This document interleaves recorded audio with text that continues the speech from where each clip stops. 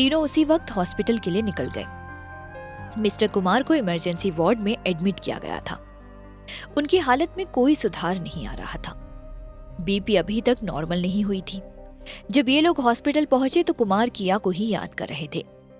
किया, पापा, पापा आप ठीक हो ना? क्या हो गया आपको? बेटा अपना ख्याल रखना। कुमार के शब्द टूट टूट कर निकल रहे थे।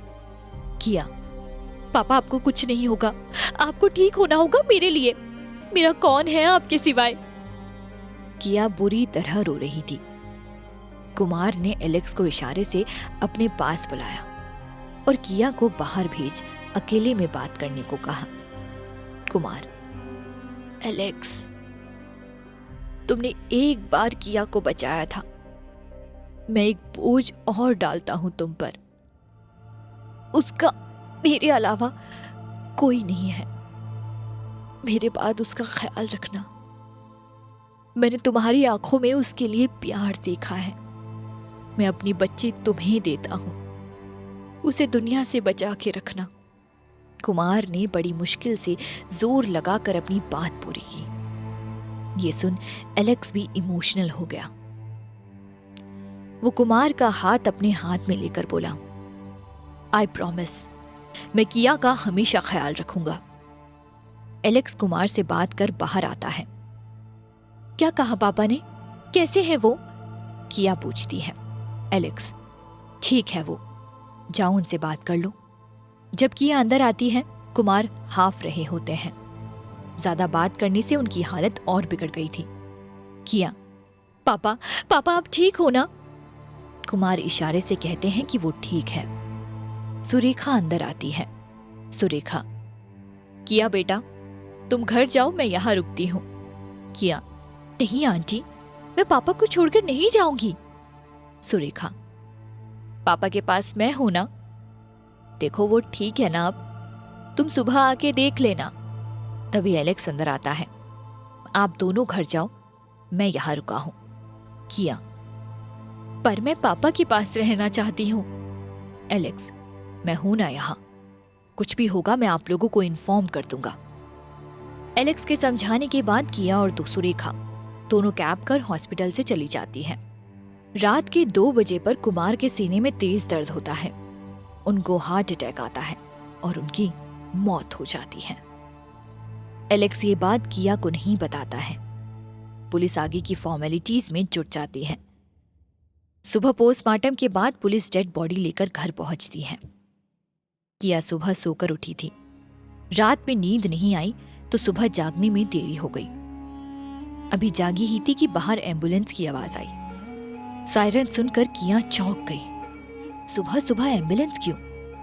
अचानक उसे कुछ अनहोनी की आशंका हुई। किया दौड़कर नीचे आई। सुरेखा आंटी पहले ही बाहर आ चुकी थी।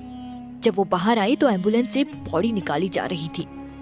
एलेक्स सुरेखा के पास खड़ा उनसे कुछ बात कर रहा था।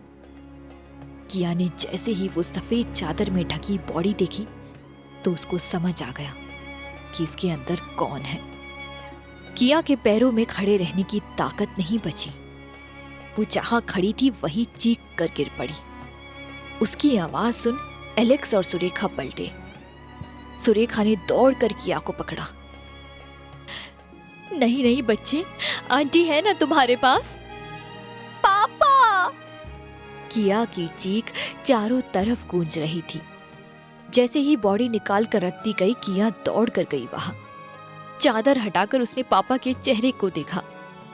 पापा, आप ऐसे नहीं जा सकते। किया बुरी तरह रो रही थी। एलेक्स, संभालो खुद को किया। तुम्हारे पापा ने मुझसे वादा लिया था कि मैं तुम्हें कभी रोने नहीं दूंगा। पापा, आप ऐसे कैसे चले गए? अब कौन है मेरा? पापा उठो, बोलो ना पापा। रोते रोते किया को गश आ गया। सुरेखा आंटी और एलेक्स ने उसे उठाकर सोफे पर लिटा दिया। वैसे कुमार सिंघानिया के बहुत जान पहचान वाले थे, पर जब पता चला कि वो मनी लॉन्ड्रिंग में फंस गए हैं और सारी प्रॉपर्टी जाने वाली है तो आज कोई मरने पर भी नहीं आया। सिर्फ एलेक्स और मार्कोस के आदमी थे। एलेक्स ने अंतिम संस्कार की तैयारी करवाई। उधर किया बिल्कुल गुमसुम हो गई। उसे बहुत बड़ा सदमा लग गया था। उसकी दुनिया खत्म हो गई थी। ना वो अब रो रही थी, ना चिल्ला रही थी, बस खामोश सूनी आंखें लिए बैठी थी। एलेक्स ने सारा इंतजाम करवा दिया। कुमार का अंतिम संस्कार भी हो चुका था। शाम होने को थी। किया ने कुछ खाया पिया, ना ही एक शब्द बोला। बस चुपचाप बैठी रही एक जगह। एलेक्स ने देखा तो वो समझ गया कि ये शौक में है। किया। एलेक्स ने बहुत प्यार से उसे बुलाया, पर किया ने कोई प्रतिक्रिया नहीं दी। एलेक्स, किया लो पानी पी लो। तुम्हारे पापा ने क्या कहा था कि अपना ख्याल रखना। तुम ऐसी रही तो वो कितना दुखी होंगे। किया फिर भी कुछ नहीं बोली, बस चुप बैठी रही। किया कुछ तो बोलो। एलेक्स ने उसे हिलाया। किया मानो नींद से जगी हो। वो फिर बुरी तरह रोने लगी। रो लो जितना रोना है। एलेक्स ने उसका सिर अपने कंधे पर रखते हुए कहा।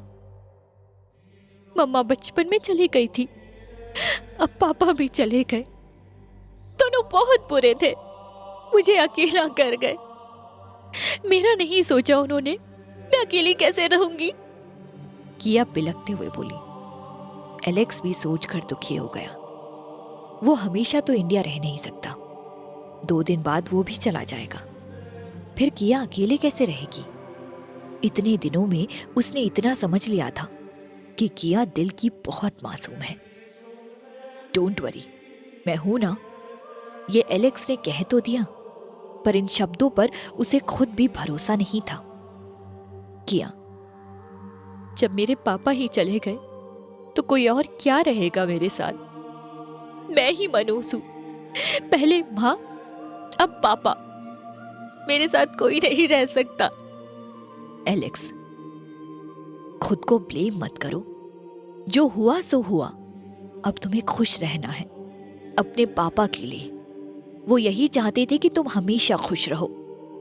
एलेक्स के फोन की रिंग बजती है। फोन मार्कोस का था। उन्होंने उसे बुलाया था। एलेक्स सुरेखा आंटी को किया को खिलाने पिलाने के लिए बोलकर चला जाता है। मार्कोस, एलेक्स कुमार की डेथ ने साबित कर दिया कि ये डील हम दोनों के लिए अनलकी थे। अब हमारा जो पैसा लगा वो हमें कैसे मिलेगा।